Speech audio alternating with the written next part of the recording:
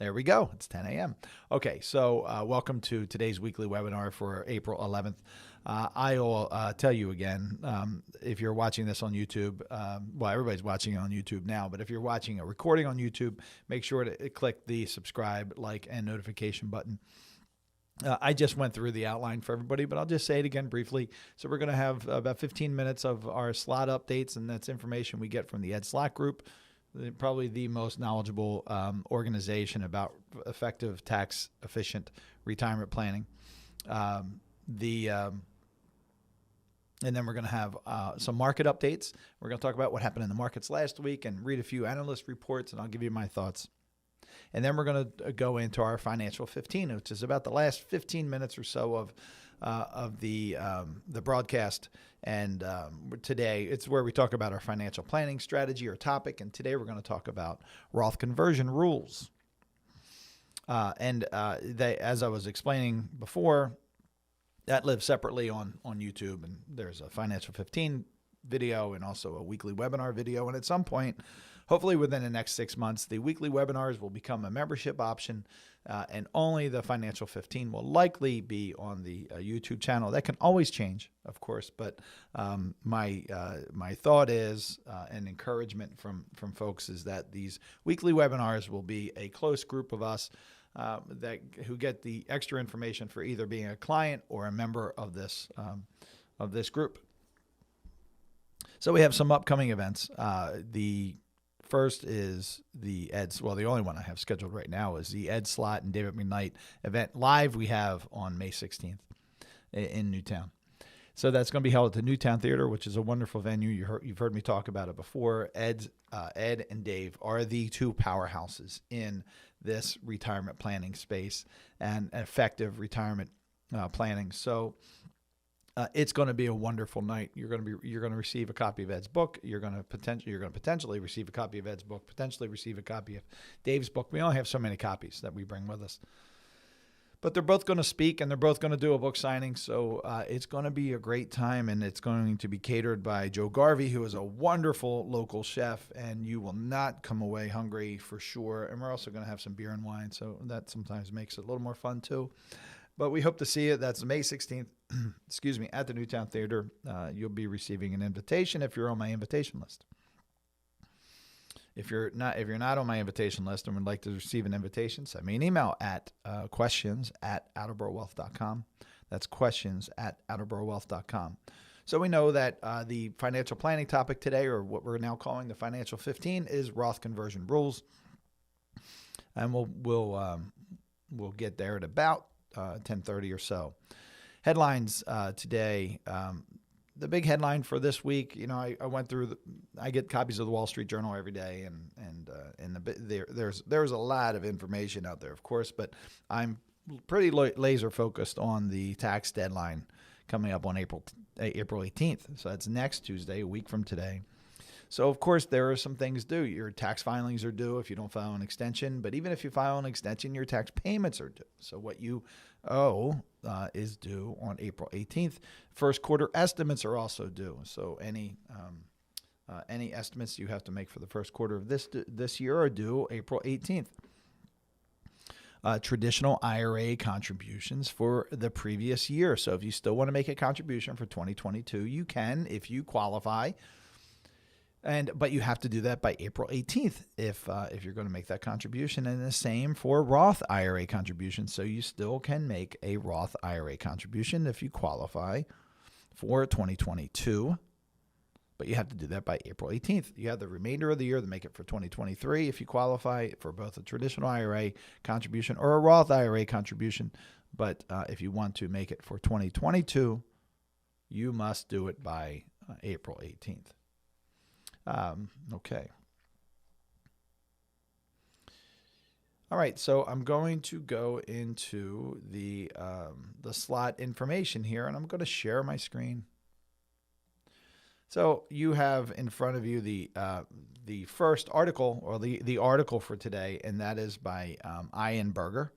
So you can see Ian's information here. He's an attorney. That's what JD means. And this just came in yesterday. So this reads IRS signals that it will still waive missed RMD penalties. So Ian's going to talk about this a bit, but the Secure Act 2.0 changed the penalties for missed required minimum distributions. And if you attended one of our recent classes at Villanova or Holy Family, I was saying that it used to be very, very common and quite uncommon to see these penalties applied because the waiver process was very easy. And I didn't think that those waivers were going to continue given the lower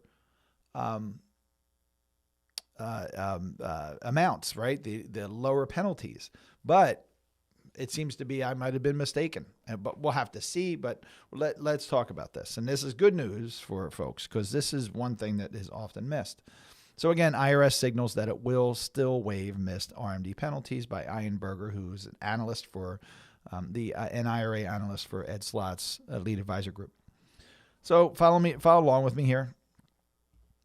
And I'll give Kathy credit again. I think I might do it every week, but that's okay. So Kathy shared feedback, and I always like feedback. So you can make comments on the YouTube channel. You can send me emails.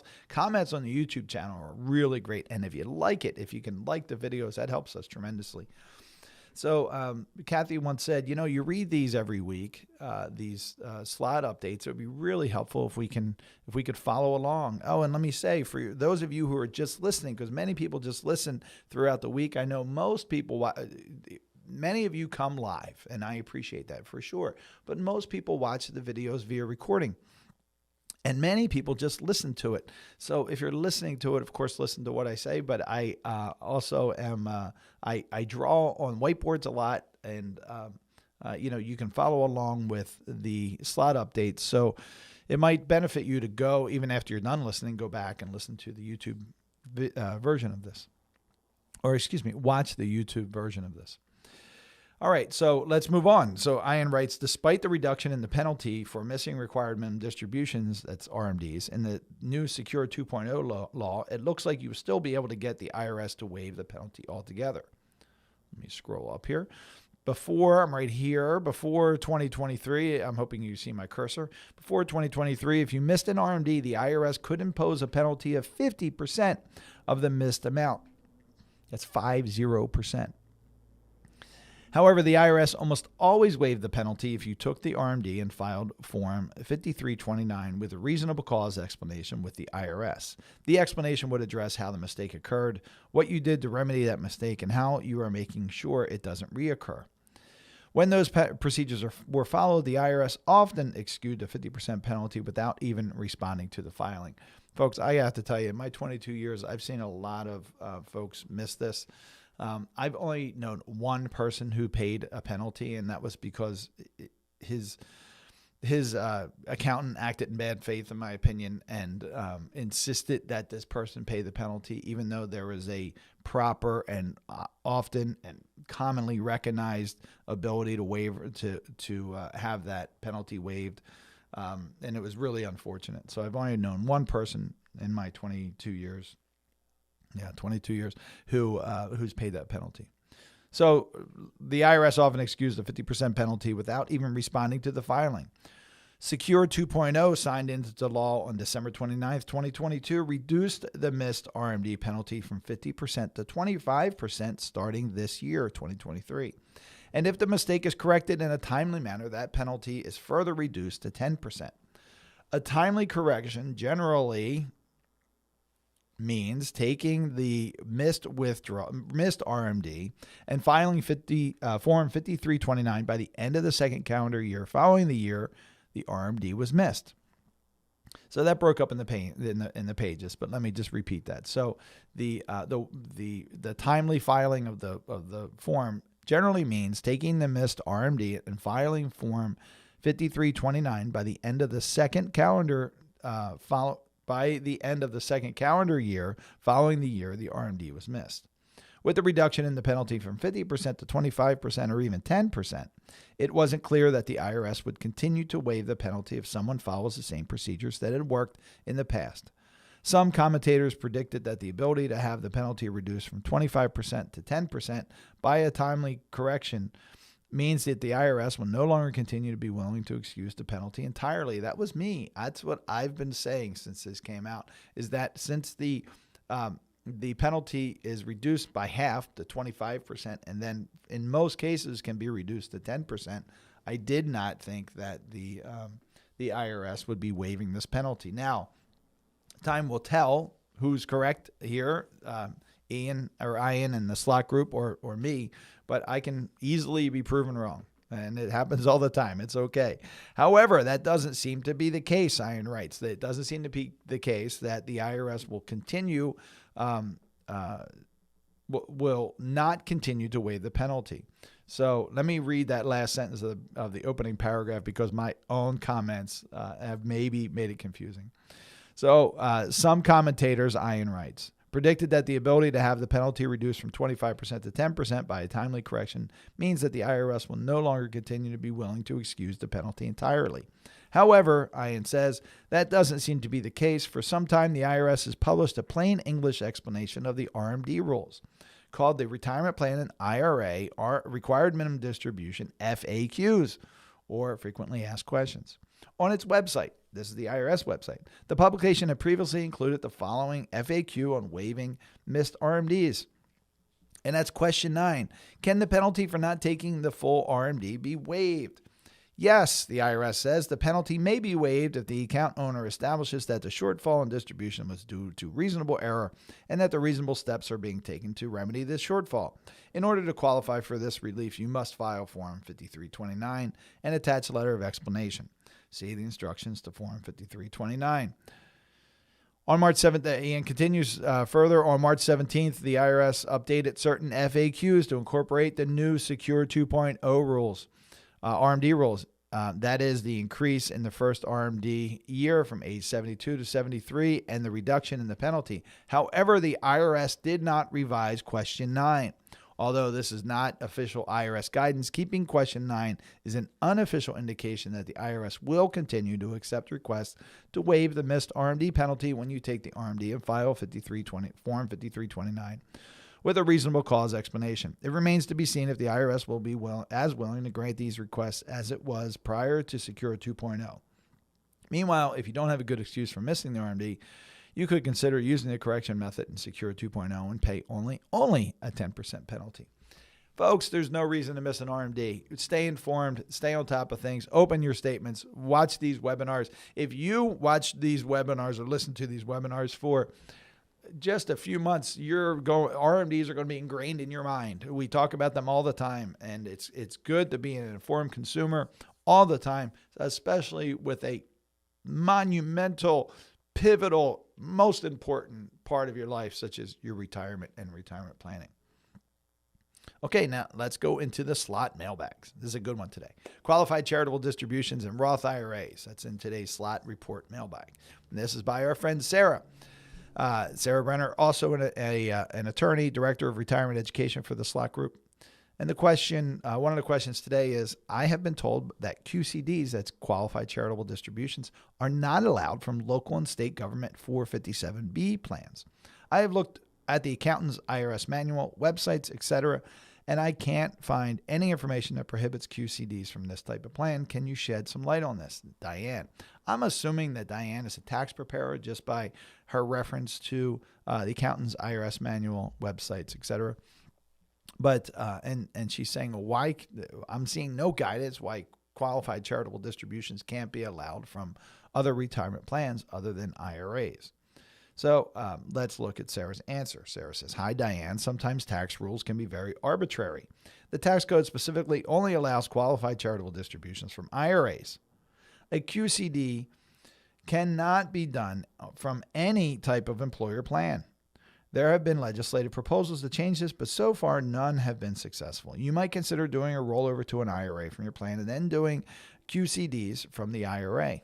That's an easy fix for most people considering QCDs, because a QCD, to qualify for QCD, you must be over 70 and a half years old. And for most plans, they allow a rollover of retirement funds from a retirement plan, right? Like a job or a government retirement plan. Not that government jobs aren't jobs, but you're over 59 and a half, so you should be able to roll that over. So that's a good answer, Sarah. Here's a question about Roth IRAs. The person writes, I have 2 Roth IRAs with different firms. One was started in 2008 and one was started last year, so 2022. If I start withdrawing funds from the account started last year, am I in violation of the 5-year rule? Or since I started the Roth IRA in 2008, am I beyond the 5-year window? I am over 65. Really important question. The dreaded 5-year rule. People get very hung up on this. Oh, I realize that I'm blocking some of those words. I apologize. The answer is the 5-year rule for Roth IRA distributions can be confusing. For a distribution from a Roth IRA to be considered a qualified distribution, meaning the earnings come out tax-free, a 5-year holding period must be satisfied. This 5-year period begins with an individual's first contribution or conversion made to any Roth IRA. It does not restart even if other Roth accounts are opened. In your case, because you were over 59 and a half and you opened your first Roth IRA more than 5 years ago, any distributions you take from any of your Roth IRAs would be completely tax and penalty free. Please pay attention that this answer applies to people over 59 and a half. The 5-year rule is very simple when you're over 59 and a half. It's much more complex when you're under 59 and a half. Really good discussion, Sarah. Okay, we're going to move on to the markets. Let's talk about the markets. All right. I don't see any questions. You all are very quiet. I have no questions, no chats. I hope you're hearing me okay. Okay, what did the markets do last week? Well, the Dow Jones Industrial Average was up slightly, 0.69%. The S&P 500 was down slightly, 0.06%. The NASDAQ was down 1.08%. But the Dow Jones Industrial Average is up 1.62% for the year. The S&P 500 is up 7.42%, and the NASDAQ is up 15%, 15.79% for the year. So all good growth so far this year. Modest for the Dow Jones, but the S&P 500, Dow Jones Industrial Average has been growing nicely so far this year. The broad global markets were really mixed. But up very slightly or down very slightly. The bond market was up slightly, 0.5%, and it's positive. The aggregate bond index, which is probably about 7 to 9 years maturity, that's up 3.4% so far this year, still down to almost 3% year over year. And let's see, of course, interest rates remain the same week over week. The Fed funds target, well, at least the Fed funds target rate remained the same at 5%. The U.S. Treasury rates fell a little bit. So the 6-month Treasury went from 4.86 to 4.81. A 2-year Treasury went from 4.03 to 3.98. That may be a good sign. I'm not sure yet, but we'll see. Okay, let's talk about some analyst reports. Oh, I've lost my scroll. That's not good. There we go. So Cornerstone.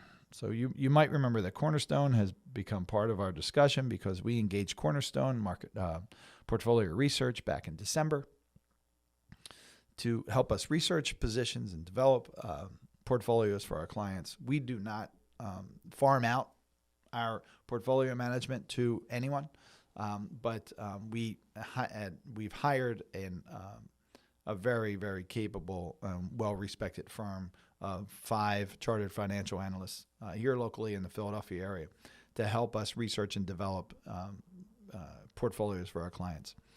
But they've become a great resource for our firm and a good strategic partner.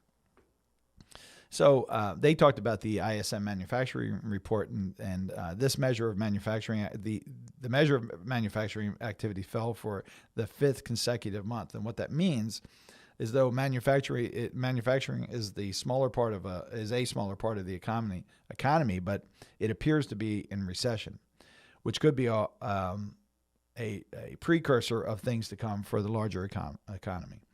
Prices easing helps the inflation story and could help the Fed lean toward pausing in the near future, Cornerstone writes, better than I can read it.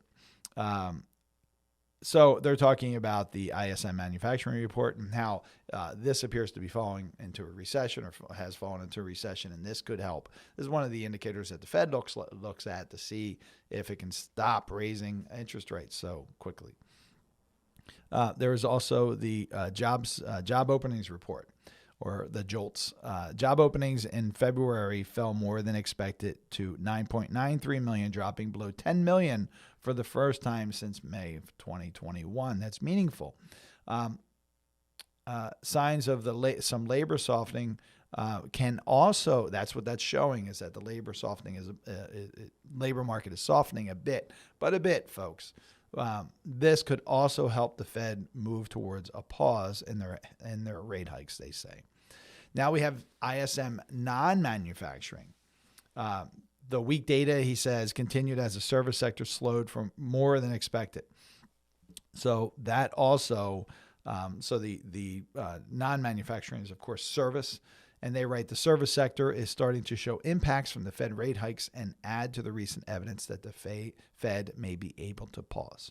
So the service sector is starting to show impacts from the Fed rate hikes and add to the recent evidence that the Fed may be able to pause. We hope that's the case. We hope that the interest rate increases can stop at some point and show some stability.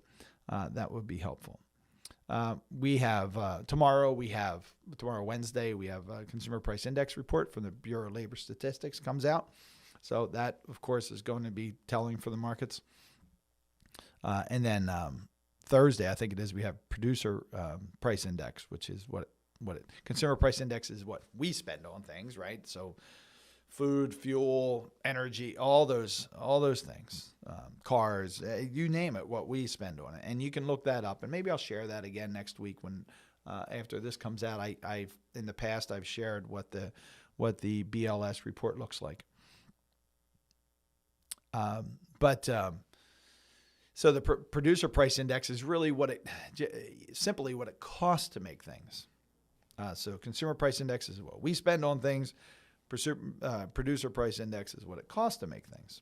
So if you think about it, it's kind of a foreshadowing of what we're going to see, right?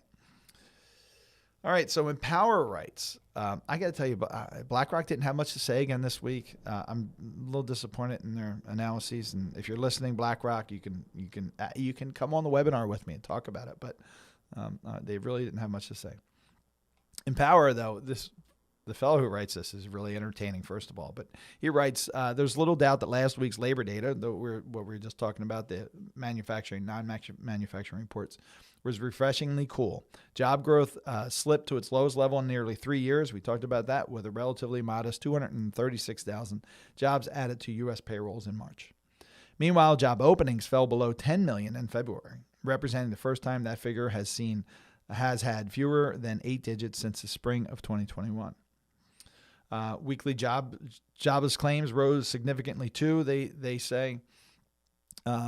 But they go on to write, in the messed up world of that is economics, that should be good news. So job softening is good news in the world of economics, in our economy right now, primarily because the labor market has so far been stubbornly immune to the Federal Reserve's efforts to cool the economy. But if labor market indicators are finally starting to point downward in something approaching unison, it might suggest that the Fed might finally be able to sit back and watch as inflation, and unfortunately the economy too, cool enough for the Fed to drop its alert level by a notch or two. So they're saying the Fed's still on high alert because the economy keeps, kind of just growing and moving along and producing well, and they're forcing up interest rates. Well, they need to force up interest rates so inflation comes down. But that also serves to cool the economy. But what's been happening in the past is the economy continues to thrive. There's still, two jobs for every one worker. But for the Fed to really start cooling or changing their stance of increasing, we're going to need to see a tamping down of the economy, unfortunately. And they go on to say, how cool is cool enough? While all the above mentioned data are evidence of progress, there are still almost 2 jobs available for every would-be job seeker in the U.S. And for context, they said, I thought this was important. For context, that ratio has spent most of its life below 1. So let me read that again. There are still almost 2 jobs available for every would-be job seeker. For context, that ratio has spent most of its life below 1. So the job market is still really, really strong. So translation, they say last week's uniformly weaker jobs data was probably a step in the right direction, but may not be quite cool enough to fully satisfy the Fed just yet. Unfortunately, something else may have to break first. Okay. That is our market report. Now let's move on to our financial 15. So I am going to share my screen again, and I'm going to try not to block my screen with that little picture on the right. But give me a second to adjust. So if you're just joining us for the Financial 15, this is the last 15 minutes or so of our weekly webinar, where we talk for about 45 minutes or so about IRA updates, tax efficient distribution updates from our friends and my mentor, Ed Slott, and his group. We go over the markets and how the markets performed last week and some thoughts about how to position yourself going forward, or analyst reports going forward. And by the way, let me just talk about that because I didn't mention it today, but remember the 3 pillars of investing. And if you want to review the video, you can find it on our website at attleborowealth.com under investing. The way to tackle all these things is, of course, first have your financial plan, and your financial plan should drive how your allocations are. And how you're invested is what I'm saying, but it has to be more in depth than that. You need a process of investing that is, first of all, is going to protect what you need in the long run and the short term, but make sure that your funds are available when you need them early in retirement, but also for growth later on. So using the principles of asset allocation, principal protection, and account segmentation are 3 important tools to this, and I believe the answer to this issue. So regardless of what's going on out there in the world and all the static and all the mess, and is the economy slow enough? Is it still too hot? What's the Fed going to do? That's all good information if you're into that, but it really doesn't matter, right? Because the markets are going to have good times and bad times, and sometimes they're going to be worse. And my thought that it's probably going to be bad or difficult for the next year, 3 years, maybe even 5 years. But the answer to this is be driven, but have your allocations and your investment decisions driven by a plan, and make sure that it's not just based on one simple part of a good investment strategy, and that is asset allocation, which is how most people manage their investments, but also have asset allocation, principal protection, and account segmentation. And with those 3 pillars, you'll have a good foundation. We want to build that good foundation. Okay, so the Financial 15. So really, here we are now in the Financial 15, and this is the last 15 minutes or so of our weekly webinar, where we talk about all those things I just talked about. So if you're just joining us for the Financial 15 on our YouTube channel, please hit the like, subscribe, and notify button, and you surely won't miss a video that's posted. And if you're subscribed, then you can ask questions and chat along the way. So, okay. So we're going to talk today. We're going to talk about Roth Conversion Rules. Now, I'm going to be honest with you. There aren't many rules, but you have to know the ones that there are. I talk about in class, and you may have heard my webinar with Dave McKnight, where I said Roth conversions are a real gift, because we can decide how we're going to pay tax on our future, our money that we've pledged to the IRS.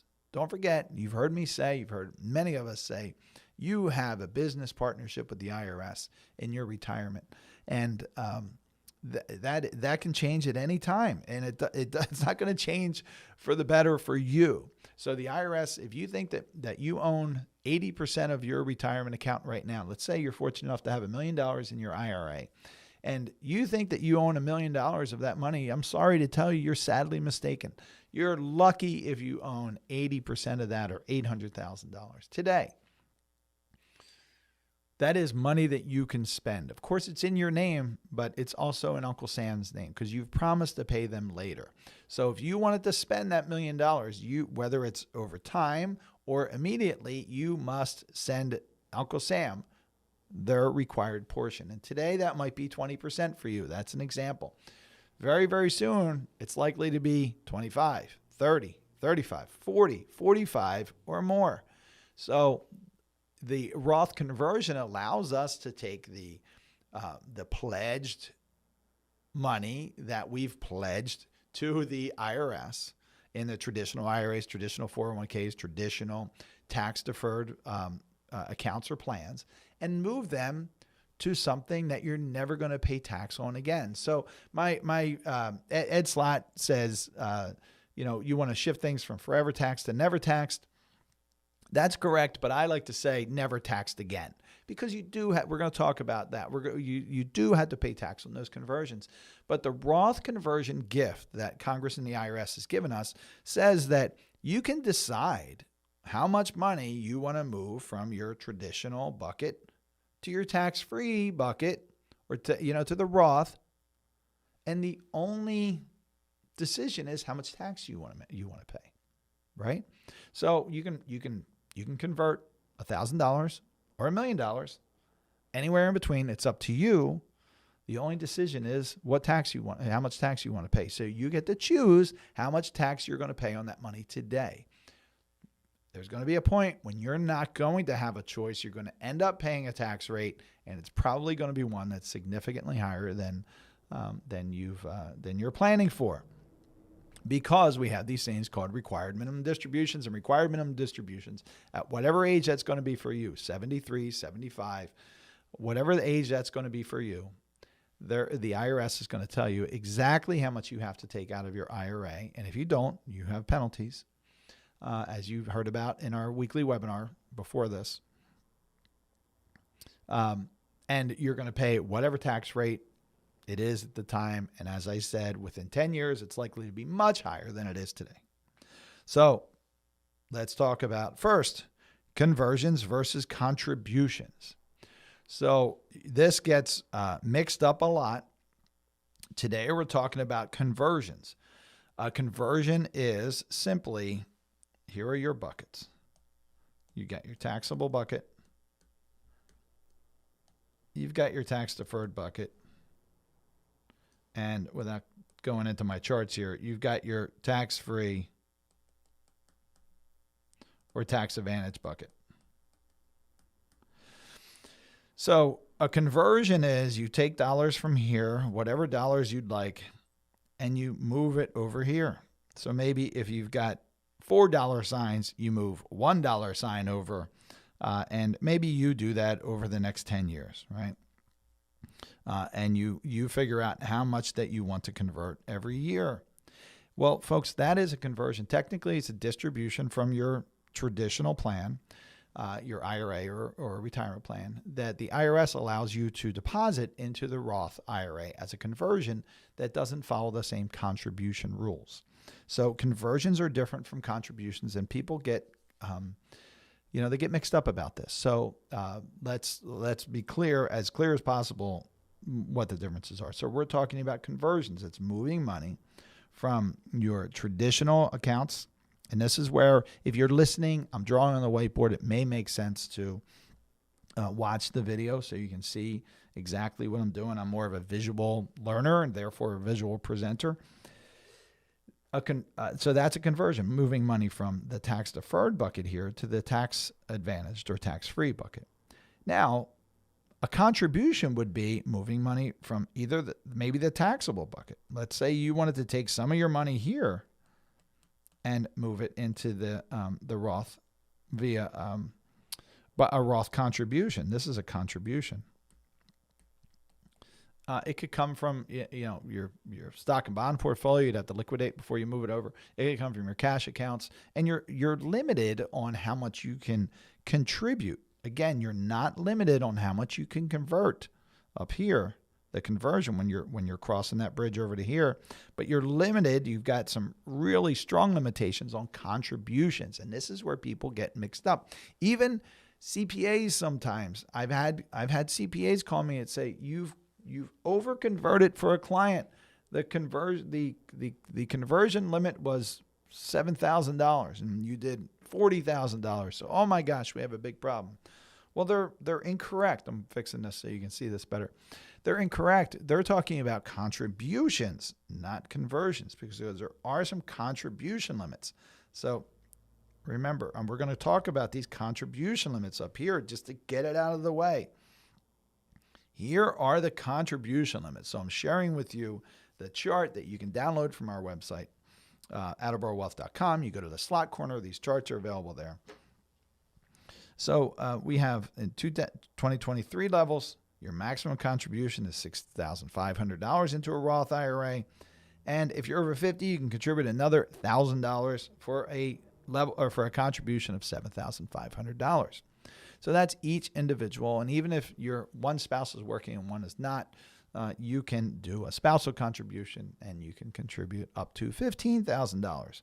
But that is a contribution. So you can see the difference between a contribution. I do see a question. I'll come back to that. The contribution is very narrow. There's really tight guardrails on a contribution. They say only $7,500 if you're over 50, $6,500 if you're under 50. And then the guardrails get tighter. The guardrails also say, well, wait a minute. If you make too much money, we have these phase-out levels for contributions. In 2023, if you're a married couple and your modified adjusted gross income is above $218,000, then there's less and less and less that you can contribute to the Roth IRA. If it goes above $228,000, you can't contribute anything to a Roth IRA. And that's contribute. And of course that's worse, right, for a single filer, because everything's a little worse for a single filer. So those phase-out levels are $138,000 compared, and you completely get shut out of the Roth IRA if you make over $153,000 in modified adjusted gross income. Now, yes, you can do a backdoor Roth contribution. That is more of a complex strategy. You may be able to do that. But that's something you'd want to write into us about. And I think I did a video about that some time ago, so you could probably find that as well. But you also must have earned income to be able to do a contribution. You must have earned income. And it must be over the amount that you're contributing. So we not only have, let's make this a little smaller so you can see both of them. So you not only have a limit here, that says limit, your contribution limit. So you have a contribution limit. You also have an income limit. You can't make too much. Can't contribute much. Can't contribute too much. You can't make too much. But you've got to make something. Yeah, so you have to earn income. You can't make too much, and you have these limits. Income limit. So contributions are fine. You should be contributing if you can, if it makes sense for you. But there are limits to it. Now, again, these are contributions. You see nothing about conversions. Conversions are wide open. This is why I refer to them as a gift. Conversions are an absolute gift from the IRS or Congress. Now, I think Dave McKnight during our webinar said, let's not give them too much credit, but I want to give them credit where the credit's due. Because there are let's just do this here. So again, contributions. Big difference. Must have income. But not too much income. And if you meet these two requirements, then we have limits. Okay, how about conversions? No income limits or requirements. Doesn't matter if you have income or not.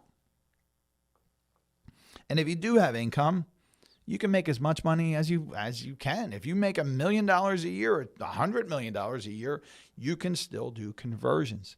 And you can do as much or as little as you'd like. You can do $1,000. You can do $1 million in any year and anywhere in between. Anywhere in between. So conversions are wide open.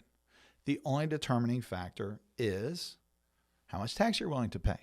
There are a couple really small rules here. Well, you must have an IRA. So here are the rules. You must have an IRA. It's pretty simple. You've got to have money in this tax-deferred bucket here to be able to convert over to here. Really simple, not that hard. So you must have an IRA. You must pay tax on that contribution. There's going to be a tax bill payment. I've got a note here, timing of payment. That tax, you're either going to do that via withholding. That's just like with your paycheck, when you earned a paycheck, and let's say your paycheck was $1,000, and the company or the payroll company sent $200. If your tax rate is 20%, send $200 to the IRS, and you got $800 in your bank account. That's withholding. You can do the same thing with the Roth conversion. So you can either do it via withholding, or if you're deciding to pay, which many people do, if you're deciding to pay your tax money out of the taxable bucket here, that's not via withholding. Withholding is when you decide to pay the money from your tax deferred bucket during the conversion process. So for instance, let's just make this a little cleaner. Let me explain withholding. Withholding. If you're using withholding for your conversions, you're going from your tax deferred bucket to your tax free or tax advantage bucket. And let's just say you're converting $100,000. So that $100,000 gets converted. $20,000 in this example, it's only this example, your tax rate's going to be different. $20,000 via withholding goes to the IRS. And then $80,000 is left here in the tax-free, Roth bucket. Make sense? I hope that makes sense. That's withholding, and that's one way to do it. And if you're withholding, doing your conversions, timing isn't an issue with the IRS. They consider it on the books as of the first of the year. But if you're doing it from if you're paying tax out of pocket, or from taxable bucket, your taxable bucket, it's a little different. So again, here are your three buckets. So you've got your taxable, your tax deferred, tax free or tax advantaged. Now let's assume you're doing that same conversion, right? $100,000. And instead of withholding, you've got plenty of money over here. You've determined via your plan that you can pay your money out of the taxable bucket. You say, all right, I recognize that there's going to be $20,000 due. That's $100,000. You can't really see it with that, but that's $100,000 right there. There's going to be $20,000 in this example. There's going to be $20,000 due to the IRS and tax. I don't want to do this. I don't want to withhold it. I want my money. I want my $100,000 to end up in this bucket here and have that grow tax-free in the future. I'm going to pay my tax out of the taxable bucket. So you're going to pay $20,000 in tax in this example right to the IRS out of that bucket. That makes good mathematical sense for a lot of people who have enough money in this bucket. So that's option number one, is withholding, and in no order of preference, just depends on you. And option number two is paying it out of pocket or paying out of your taxable bucket. Now, the timing on that, though, is you should generally, in my opinion, don't wait until the tax filing deadline. If you did a conversion in June of last year and you said, I'm going to pay it out of the taxable bucket, but I'm going to wait to pay my tax until April 18th of 2023 because that's when my taxes are due, you're likely going to get a penalty from the IRS because the IRS likes to have these done in the quarter for the quarterly payment in the quarter that it was done. I hope that makes sense. So if it was done in June of last year, your payment should be in September, right? Is that when it was? September. I'm not even going to write that. The following quarter, right? So for your quarterly payment. So it should be done for the quarter payment. So if you owe that $20,000, you should pay it as a quarterly estimated payment following the conversion date. I hope that makes sense. That's the way I recommend to do it, so you avoid the possibility of tax. So that's let's see, that is timing of payment. Only traditional IRAs can be converted. No taxable accounts. You can't take money from your taxable account. I get asked this all the time. You can't take money from your taxable account. If you got $1 million in your taxable account, you can't convert it to a Roth. You can make contributions if you're able to. Following all the rules I talked about with contributions. There's lots of rules with contributions. But you can't make a conversion of a taxable account. So now, no taxable account. No inherited IRAs. So if you have $1 million in an inherited IRA, you can't convert that. That's a lot. Most people don't have that amount in their inherited IRAs, but maybe they do. We're going to see more and more of those actually, but inherited IRAs cannot be converted. So that is a key planning point when you're talking about leaving funds to your heirs, because you've got to realize that if you're following this tax efficient paradigm, your eyes have now been awoken. You want to become tax efficient, and you also don't want to pass on a tax burden to your children. Don't wait, because if your kids or whomever you're leaving this money to, other than if they're an eligible designated beneficiary or a spouse, certainly. But if you're passing it to a non-eligible designated beneficiary or spouse, even an eligible designated beneficiary, if you're passing it to anybody other than a spouse, they will not be able to convert those funds. So you won't be able to convert it, and they won't be able to convert it. So no inherited IRAs can be converted. Conversions must be done by December 31st. I get asked this a lot. Well, I can contribute up until April 18th for a 2022 Roth contribution. Can I do a conversion for last year? No, you can't. It must be done by the end of the year. And don't wait until 12/31, or it's likely not to get done. Most custodians, like we custody with Charles Schwab presently, those, I think they had to be done by November 15th, or maybe it was December 1st. But you don't want to mess around with it. So then we have, let's just erase that so we can read this. We have taxation and timing, and I have the art of the conversion. So there certainly is an art to it. So what we want to look at, and we're going to go to follow me along here to the tax planning table. So this orange table, again, you can find on our website, outofourwealth.com. We still have the 2022 tables up. And actually, I don't think we're going to update them until the new website is done, which I hope is any day now. I think I have too many here, but here's our tax rates. 22, 24, 32, 35, and 37. So the art of the conversion kind of looks like this. If we have single filers over here, and if we have married filing jointly filers over here, you can see, follow along with me, I'm over here now, that the top of the 24% bracket allows us to go for a married filer to $364,200 this year. That is in taxable income. So that's taxable income. That's not adjusted gross income. That's not modified adjusted gross income. That's taxable income. For single filers, that is $182,100. That's the top of the 24 bracket. Let's talk about the top of the 22% bracket.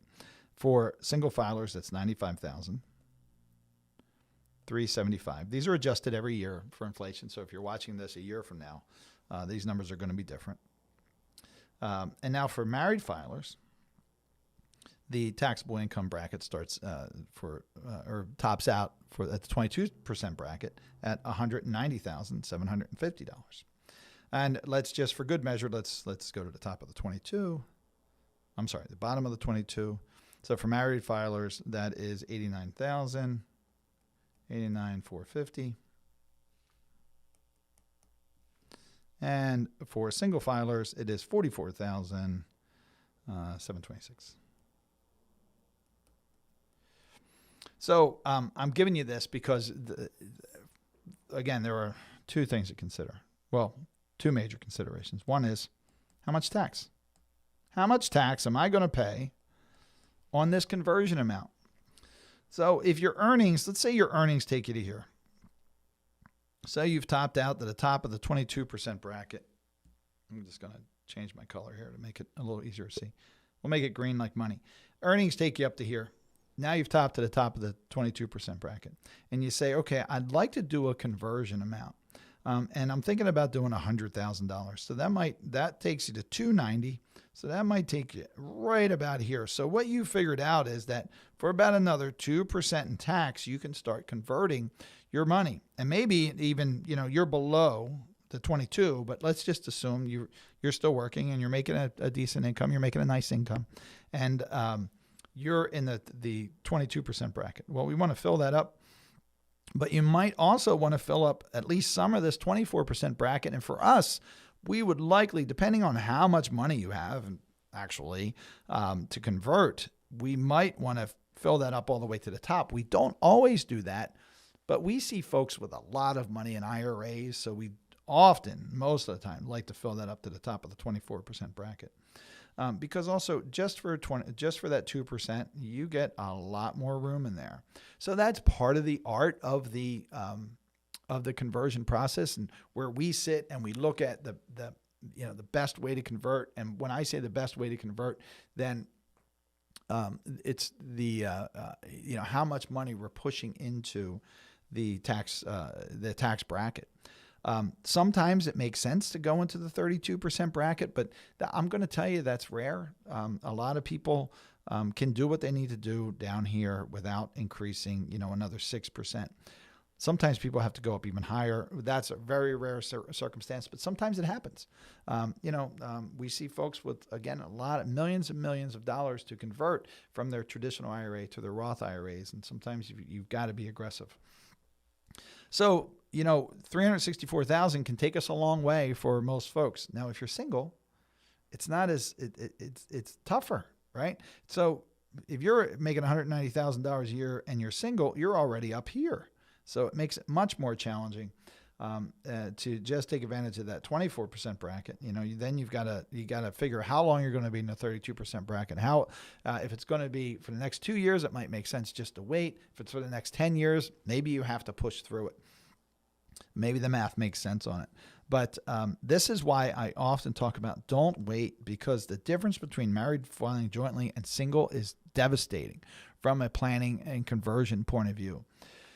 Because you could see that, if you have $2 million combined between you and your spouse, and one of you passes, well, you still have $2 million, because the one spouse is going to leave their $1 million, and assume as half, to the other, and you're going to have a lot less room to convert, and you're going to hit these higher marginal tax rates much, much sooner. So that's kind of the art of conversion when it comes to tax payments. So now let's talk about the timing of it. So the timing is, people ask me this all the time: are there times when the markets are down where it makes sense to convert now, right away? And yeah, the answer is yeah. There's been many times. 2020 is a really good example. When the market fell dramatically, we did a lot of conversions in the middle of the year instead of waiting until the end of the year. We do most of our conversions in the last quarter of the year, starting around early September. But there are times when I'll say, hey, the markets are significantly down. Let's convert. And why would we do that? And last year we did it too, but we only did a portion because I didn't know where it was going. Let's use these buckets again. We have your tax deferred and your tax free and your tax advantaged. And let's use that same example of $100,000. So we set out in 2023 with $100,000 that we want to convert. But hey, the market falls 20% in May. That's not a prediction. That's just using an example. So if the market, if it's all affected, this $100,000 is all affected by that market, and it drops 20%. Well, that portion, right, that 20% drop takes our $100,000 that we wanted to convert down to $80,000. Well, it might be a good time to convert that $80,000 over to your Roth IRA, or I would say even still convert the $100,000 if it makes sense. And actually use that. Let's use that. If you still say, okay, I'm going to convert that $100,000, and let's move that $100,000 over to the Roth. Now, I know the markets are going to recover at some point as long as we're properly allocated and we're following our plan and we've got it structured correctly. Well, now if this $100,000 comes back and we get that 20% growth back, Well, now you've grown that $100,000 to $120,000 inside of that Roth. So now you've got $120,000 worth of Roth that you've only paid $100,000 on tax on that $100,000. So that's the timing part of it sometimes. Does that make sense? So that's timing. So sometimes when the markets are down, it makes sense. Timing. It's probably very difficult to read. All right, what else do we have here? Oh, pay attention to other phantom taxes. IRMA, income-related monthly adjustment amounts. It's not just all about tax. Sometimes it makes sense to cool the conversion amount because of this IRMA. You have to do a side-by-side comparison, and you have to make a determination. Does it make sense for me to pay IRMA now and pay a little steeper rate? So we're going to be paying less in the future, kind of like your tax. Tax on Social Security, the conversion amounts could certainly cause your Social Security to be taxed during the time that you're doing your Roth conversion. So you've got to be aware of that. Many people, again, it makes sense. You just opt to have that Social Security taxed if you're collecting Social Security and you can't delay it, or it doesn't make sense to delay it. But you've got to be aware of it. You got to be aware of these phantom taxes and make sure it still makes sense. Tax credits. You have tax credits that could disappear if you're doing Roth conversions because you're making too much money. A really good example is a electric vehicle credit. So electric vehicle credits can be up to $7,500, but they can completely go away given a modified adjusted gross income number, and conversion amounts push up that modified adjusted gross income. And here's a little bonus here. So that's IRMA.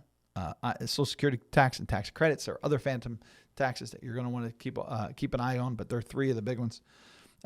Here's just a side note, because I get this question. Roth conversions don't affect Roth contribution phase outs. So back to this table here. So remember these phase outs: 218,000 to 208,000, or 228,000, 218. So let's say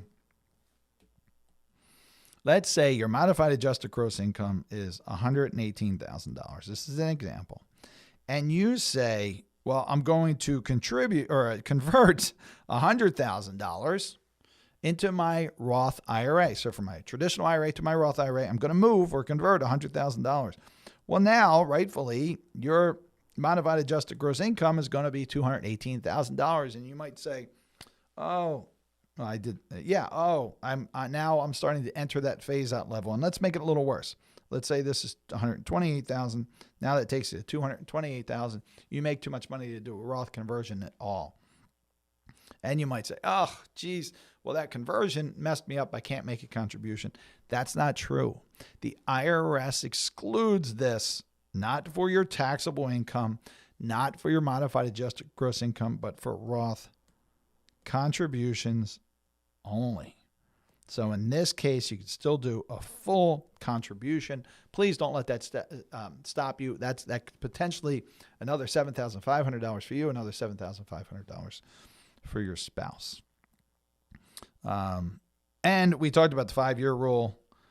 Pay attention to the 5-year rule. The 5-year rule says that you've got to have any Roth IRA, if you're over 59 and a half, any Roth IRA for more than 5 years for your earnings to come out tax-free. Okay, so they are the Roth conversion rules. I know there's a lot going on here, but just remember that there really aren't many rules. The guardrails are pretty wide. So you don't have to have earned income.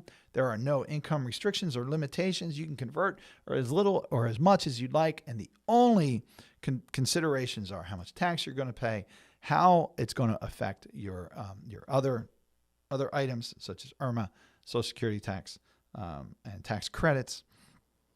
But that's the art of it, right? How to determine that amount where it's going to be significantly beneficial in the future. And I will tell you that tax efficient planning can have huge impacts and life-changing impact on people. I see commonly millions of dollars of difference to individuals when we show them the before and after comparison of if you continue working in the tax deferred paradigm where Uncle Sam, you won't owe Uncle Sam money at the I don't know tax rate that comes out of there, out of that tax deferred bucket, compared to managing and choosing the tax rate you pay. Because what I showed you here was, where'd my tax table go? What I showed you here was, when we're working through this calculation of how much conversion amount you should do, what you're doing is you're choosing your tax rate. You're choosing the tax rate you're going to pay on this money, which you are going to give up that right at some point in your future, because the IRS is going to force you to pay tax at a certain rate, and they're going to force you to take a certain amount out. So what you're doing right now is a choice, right? So you're choosing tax rate. So where was I? But that's the gift of the Roth conversion. So not many rules, nuances for sure.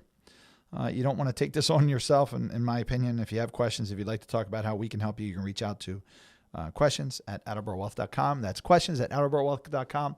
Continue to listen to these webinars or watch these webinars and educate yourself. It's always great seeing everybody. I'm going to look at these questions just for a moment. And if you want to stay with me, you can, but it's 11 o'clock. Let's see. Umberto. Hey, Umberto, good to see you. What's the difference between conversions versus rollovers? Great question. So a rollover is is when you're taking a IRA and you're moving it to another IRA, or you're taking a distribution from a retirement plan and you're moving it to an IRA. That is, taking money from either a already established IRA and moving it to a similar type of tax deferred entity. So commonly used is taking my IRA at Vanguard and rolling it into an IRA at Attleboro Wealth Management. We custody with Charles Schwab, so it would be a rollover from I think I said Vanguard to Charles Schwab. Or to Attleboro Wealth Management. Or I'm rolling over my 401k from my plan sponsor at Fidelity to Attleboro Wealth Management IRA. So that's a rollover, and that's tax-free as long as it's done correctly, which, it is, you can do it. You can do it incorrectly, but it's not if you work with us, because we know the rules. But as long as it's done correctly, that's a rollover. There's not a taxable event. So it's just replacing funds from one traditional IRA or traditional 401k or 403b or other retirement plan for another like traditional IRA or 401k. You can roll over a 401k plan to another 401k plan or other retirement plan. Good question, Umberto. Good to see you. Jerry's asking about, hi Jerry, I hope you're doing well. Can you illustrate the impact of the standard deduction on modified adjusted gross income for married couples? So the standard deduction is a tax deduction that anyone gets if you don't itemize and you don't go over the standard deduction, which today is $30,000.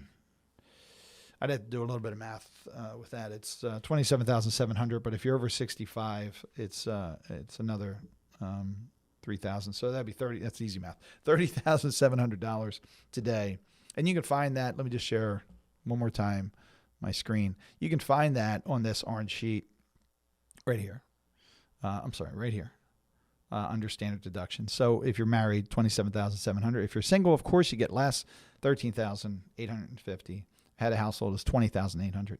And if you're married filing jointly and you're over 65 or blind, you get $1,500. If you're over 65 and blind, you get a little bit more. And if you're single filer and you're over 65, you get another $1,850 on top of this standard deduction. So it reduces your income, therefore it reduces your modified adjusted gross income. I hope that's what Jerry's looking for. All right, a couple more. Oh, Debbie says, "You're awesome!" Exclamation point. Thank you for the information! Exclamation point. Well, thank you, Debbie. That was very nice. Doug says, "Thanks again, Mark. Thumbs up. I appreciate that." And now Debbie asks, "Does the Roth conversion 5-year rule apply to me if I'm 66 years old?" Yes, it applies to you, but it is relatively simple, Debbie. If you've had any Roth IRA for more than 5 years, even if it only had $100 in it, then you've met your 5-year requirement. If you haven't, if your Roth IRA is less than 5 years old, don't worry too much, because the IRS has these ordering rules. So it says that if you have to take distributions out of your IRA, what they first they pin any distributions that first come out as contributions. So, for example, if you have $100,000 in your Roth IRA and let's break it down. You've contributed $40,000. You converted $40,000 for a total of $80,000, and then you have $20,000 worth of growth in that. So the people get caught up in the, I'm going to have to pay tax on that $20,000, but you would have to you'd have to spend out draw out that first $40,000, or, no matter how you take it, the IRS considers it this way. You don't have to designate it. The IRS says the first $40,000 that comes out of there is considered contributions. The second $40,000 in this example is considered conversions. And then last is any growth. So you could take, if you're under 5 years and you needed that money, you could take $80,000 out in this example, and then still leave that $20,000 in there to continue to grow. The problem is with taking money out of Roth IRAs is you can't get it back in there easily, right? Because if you're not working, you can't do contributions. You can't do conversions. If you can do conversions, but you can't convert that money that you've taken out and used for something. You can't convert that money back. So really, really great questions. That is all for today, folks. It's a little past 11. I appreciate those of you who stayed with me. And those of you who are going to watch later, please remember to hit the subscribe notification and like button on the YouTube page. And I'd love to hear a comment from you. I'd love to get a like on the video as well, if you like it only. And otherwise, we'll see you next week. Take care and have a great week.